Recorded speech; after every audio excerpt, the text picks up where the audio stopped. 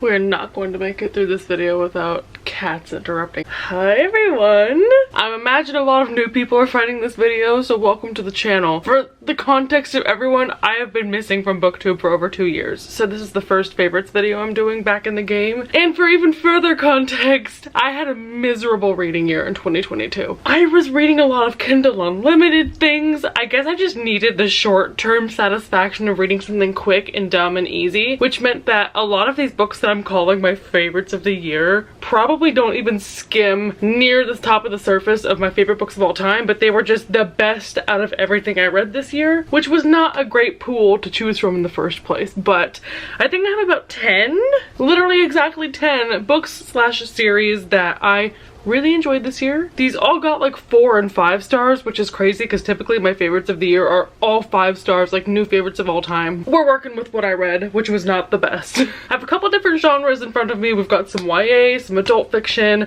non-fiction, and romance, of course. This first favorite I'm sure has made it on a favorites list before, but it bears repeating because I read volumes 3 and 4 of Heartstopper in 2022. I'm sure everyone knows what this is about by now because it is now a Netflix show as well. This is about Charlie and Nick.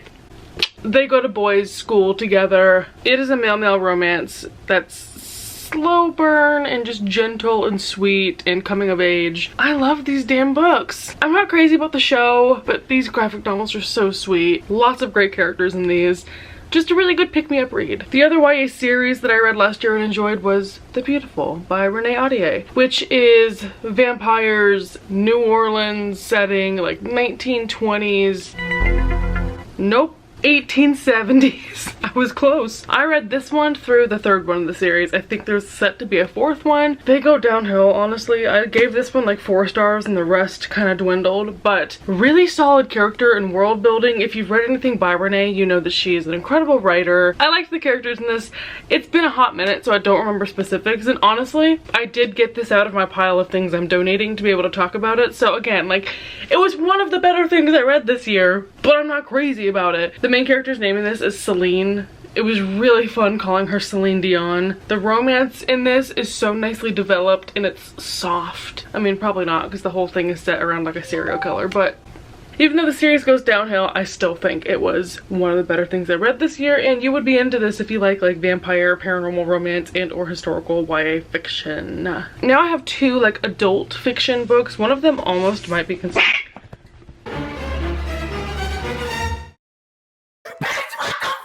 This is why I literally cannot go off mute on my work meetings, because that happens every 30 seconds. Why are we attacking sister? I don't even remember what I was saying. It makes my heart stop when she does that. Am I victim blaming? It wasn't you. It was Gordo for jumping on top of you.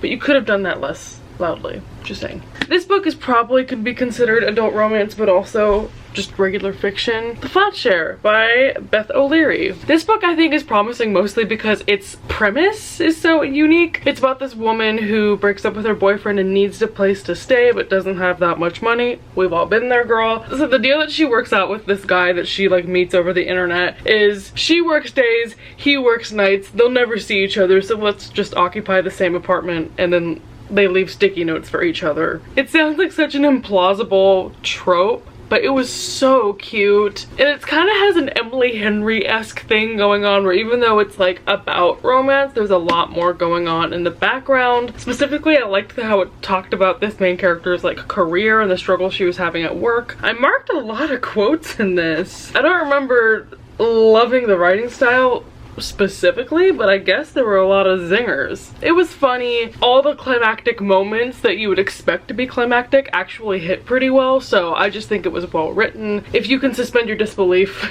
to enjoy it, I think you should give it a shot. Even though a lot of people say the male's narration style is weird, I don't know why I called him the male. The man's perspective is written in like a pretty disjointed way, like he doesn't use pronouns for himself, which feels random. There's not really an explanation for it. You're able to get through it pretty quickly still. It's not that much of a hindrance in my opinion, so loved this. And the other adult fiction book I really enjoyed this year was the popular On Earth We're Briefly Gorgeous by Ocean Vuong. I have read Ocean's poetry collection, I think, or I've at least read some of it. So I knew going into this it would be super poetic language. This is technically a novel, but heavily autobiographical, to the point where like it almost reads like a memoir, I would say, but a very poetic memoir. At times it was more stream of consciousness than an actual story. I think that's one thing I'll say about this that is really different than what I was expecting going into it, is it really isn't like there's a beginning, middle, and end. I think the draw to going into a book like this is getting to experience someone else's thoughts so vividly. This book is sad, but good. It's a pretty quick read to get through, but it is heavy subject matter. If you're into poetry and more stream of conscious type narrations, I think you would be into this, so maybe give it a shot. Okay, next I have 2 nonfiction books I want to talk about.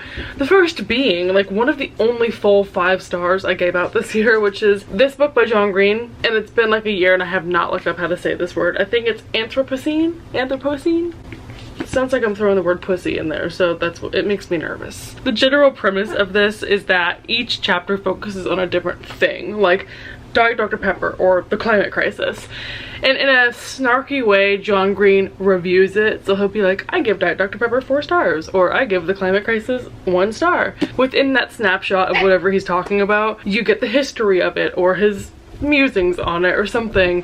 I've heard the audio for this is really good. It must be narrated by him, but I have not checked it out. I just read it physically and marked the hell out of it. If you like watching Vlogbrothers, or like you're into Hank Green's TikTok, or just someone who loves random facts, or you want to experience hope about humanity, this book was so nice. I was not expecting to love a John Green book after not loving Turtles All the Way Down, but damn, this genre is where he shines. He's a great novel writer as well, but this was a total surprise. Even if you don't typically read nonfiction, this is really good escapism. All the chapters are just a couple pages long, so you could just read a couple pages a day and still get something out of it. I highly recommend it. I really enjoyed it. And then I read Who Cooked the Last Supper? The Women's History of the World by Rosalind Miles. This was recommended on TikTok, which is one of the better TikTok recommendations that I actually had this year. I devoured this.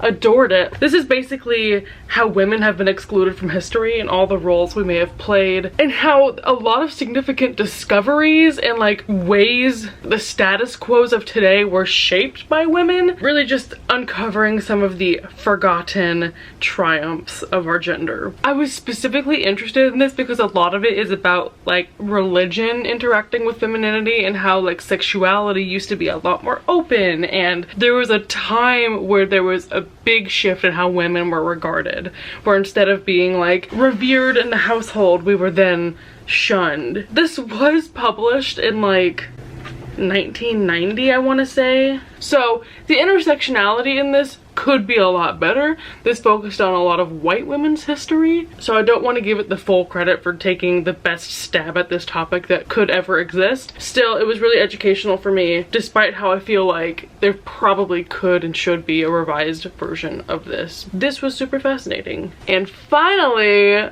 the romance books I read this year, which I think romance was the genre that took up like 75% of my reading time, but a lot of it was absolute bullshit. So many terrible books on Kindle Unlimited. Here's the 3 books slash series that I was really into this year. Last year, dang it. I'm embarrassed to hold this up, but if we're talking about books that made it to the top because there wasn't anything better below it, A Court of Silver Flames. I am not proud to sit here holding a Sarah J Maas book in a favorites video, but we all have flaws. I hope you accept me for mine. This is the 4th book in the A Court of Thorns and Roses series. It follows Cassian and Nesta. I love a book about a bitch. I saw so many reviews that were like, Nesta's really hard to like, which felt like a personal affront. I was like, I'm sorry, do you not get mean when you're upset? Because me and Girly were like, I mean, the book is huge. It goes back to all the tropes and Sarah J Maas turns of phrase that are really cursed. There's things that I hated, like at the end. I can't spoil it, but oh my god, there's just things that were so heteronormative and like the Sarah J Maasness of it all. But damn if these books aren't a good distraction. I just come out of them feeling like I was there in the room with them. And I loved Nesta. Like, she's so mean. Do I feel like she and Cassian had like true passion and chemistry with each other? Not really. It's just a journey. Like, these books make me feel like I'm there and I can't discount them for that. So it made the list. The next book that I loved this year was actually not this book, but the one before it. I don't have it. I returned it to the library. But the Bridgerton series.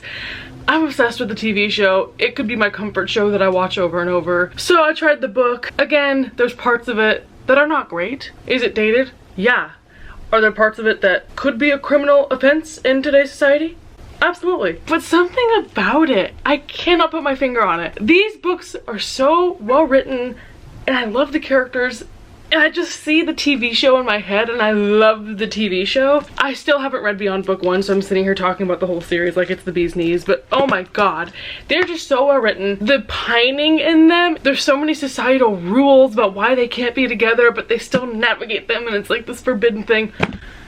I can't shut up. Like, I really have no excuse. They're just fun. They just read like a movie in my head because I've seen the show. So if you like the show, you gotta give the books a try. They're just different enough to be interesting and they're well written enough. Like, I wish I had a physical copy. The amount that I was like highlighting in my head. Oh, so good. But not nearly as good as my favorite books of the year. I will never shut up about these. It starts now. You will never hear the end of it. I don't know the series title for these. I think it's called the Stud Club series, which is why I won't refer to it as the series title. This is the One Dance with a Duke series by Tessa Dare. Lord take me now. This was such an underdog. I picked it up randomly. I was like, it's the summertime. Let me just read a historical romance. Tell me why it's my best book of the year. Tell me why these books deserve every award there is. Tonys, Oscars, Pulitzers, Nobel Peace Prize. They were so good. I was crying about this book. All they did was hold hands. This book had a grip on me. My camera just died, which is a sign that I needed to calm the fuck down about that book, but I'm too lazy to go charge my camera then come back. And do I own a second battery for my camera? No. Anywho, this book. This is about a man who, a handsome and reclusive horse breeder. This will expose me as the horse girl that I am. He's this mysterious duke who everyone wants. He only shows up at balls at midnight to dance with women, and he dances with one and then never dances with her again. He wants to avoid getting a wife until he meets Amelia. So it's like a reluctant lover and this girl who's just like fighting for her place in society. Honestly, did I just read a different version of Bridgerton? Maybe. It is so emotional, but also so steamy. Like, it struck a perfect balance of plot, steam, romance, angst. Like, everything you could ever want. The ingredients, put them in a bowl. Mixed up, beautiful, amazing, delicious. I loved book 1, like 6 stars. I was sobbing at these characters. You know historical romances are like a dime a dozen, right? Wrong. Read this. It doesn't end there. There's 2 fucking more books in this series. So I have read the second one and not the third, because I'm saving her for a rainy day, because I need something to live for, you know? So the sequel is about a different guy. So there's like 3 main men in this friend group, so each one follows one of the men. This one is about a guy who was an ex-soldier, but like, stick with me. He's like battle wounded, PTSD, emotionally scarred, like all of that shit. Goes back home to his hometown where his manor had like burned down years ago. Everyone hates him, except there's this one barmaid named Meredith. Again, it's this like badass woman, because you know a lot of like romantic heroines can just be super overwritten as like, I'm sassy. But these women actually like talk their shit and then throw their punches like they say they will. And it is, again, this troubled man, but she's there to help him through it. It's so good. Again, the balance of plot and character and romance and angst, like everything. This book hits everything. Did I love book 1 more than this? Yes. Was this just as good and I gave it 5 stars? Yes. I feel like I don't even need to read this to tell you it probably also would have been favorite of the year. For some reason, my camera couldn't put up with 2 more minutes of me talking about those books, so apologies for the iPhone footage. I just wanted to say, it's gonna be a better year next year, because what the fuck is this? A lot of these I rated 4 stars. A lot of these probably wouldn't have made it to the list if I had read better books, but listen, I tried. Based on my favorites this year, I'm interested if you have anything similar, or were there any TikTok recommendations that you read that you didn't give 1 star? Thank you for watching. Bye everyone!